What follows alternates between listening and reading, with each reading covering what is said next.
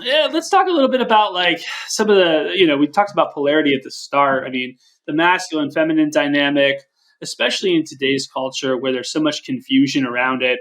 One of those things you said, hey, this is like kind of a new way of looking at it, right? There needs to be one leader, and that a partnership doesn't, really exist. And in some ways, it's new. It's kind of remembering an old way of going about things. It's almost what I thought about. But I could also see that being very, a little bit of a trigger warning for say somebody who's a feminist, someone who feels like, hey, is David trying to say, or David and Andrew trying to say, like, that men are better? And I could kind of see that too. So walk me through that a little bit. What are some of the modern confusions, if you will, around masculine, feminine, around gender, around all of that whole discussion? What would you say to that? Mm-hmm. What I will say is that the trauma on a global collective state swings pendulums violently in each direction. Very rarely are we here. Most of the time we're here, right? This is why we call it a polarized culture. We have Democrats over here, we have Republicans way over here, and there's no in between, right? And that's the myth, right? That's the mistake. That's the misalignment. So if we're looking at polarity as poles, Poles, the North Pole and the South Pole, right, Andrew? If we don't have those two, we fall off the planet, right?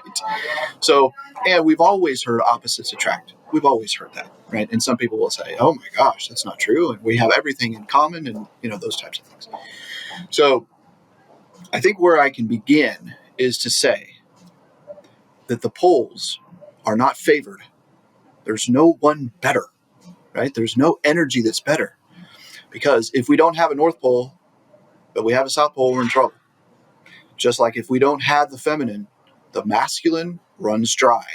And let me provide a little bit of an illustration here. This is what we often leverage with our clients. Think of polarity as an open glass, clear, full of water. This is polarity. The glass serves as the masculine energy. It's the container. It holds space, right? The water within it, right, is fluid, sometimes chaotic. And by the way, chaos is not a bad word. Okay?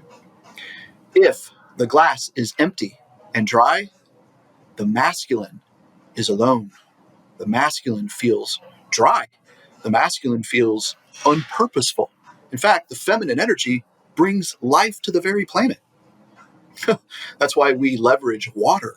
Right? It's life-giving. Think of everything that water brings to us. Right? It keeps us alive. And yet, if we don't have the container, the masculine, where does the water go? Everywhere. Right? It goes everywhere. So, or we can think in terms of banks of a river. Right? The banks serve as the masculine. Now, to answer your question, what has hurt this idea of true, grounded, healthy, trauma-informed polarity is that the wounded masculine rises to the top and says, I am in control. I am in domineering attitude. Okay? I say what goes. That is not polarity, ladies and gentlemen. Okay? That is misinformed, misaligned patriarchy. We'll just say that. And we don't leverage the term toxic positivity, or toxic, but we do leverage the term toxic positivity. We can get into that. Toxic masculinity. We don't say toxic masculinity. We say wounded masculinity. Okay? So that's been a very popular phrase to throw around over the last 6 or 7 years, right? There is a reason why the Me Too movement exploded. It needed to bring awareness to how polarity has not been a grounded, healthy paradigm. Okay? A grounded, strong, powerful, dominant, healthy, devoted, masculine energy does not control. Does not come from a wounded power source. Okay? With all of the Me Too movement, that was all wounded masculine that was coming forward. And it needed to end. Not that it ends, but it certainly brought it forward. certainly to my attention, big time. And it was very foreign to me when all that came out, to be honest. Um, so then we can swing the pendulum the other way to where we come into a feminist movement of 50 years ago, where it's similar to Me Too, right? To where it's like, no, you're not going to take my power away, and I'm going to burn my bra, right? And I'm going to go to work, and I want equal pay, and all those things. Well, that's the pendulum swinging the other way, right? Ultimately, what we're teaching and coaching is we want polarity to be here, not here. And once that new narrative comes forth, what we've recognized is that our clients and our followers and those who are paying attention to what we're doing say, oh, actually, that is what I want. I do want, this is what women say, I do want to be led. I want to be led by that, but I don't want to be led by that. Exactly. Right.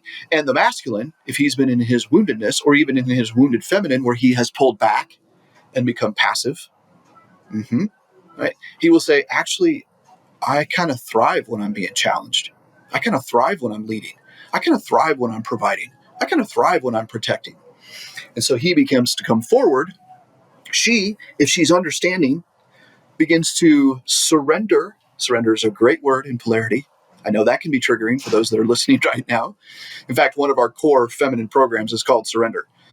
And so much of that is the ladies will come in and go, I don't even like that word. I'm triggered by it. That's okay. That's okay. Triggers when it comes to trauma are simply alerts that say to us, healing is still needed. That's okay. We all need it.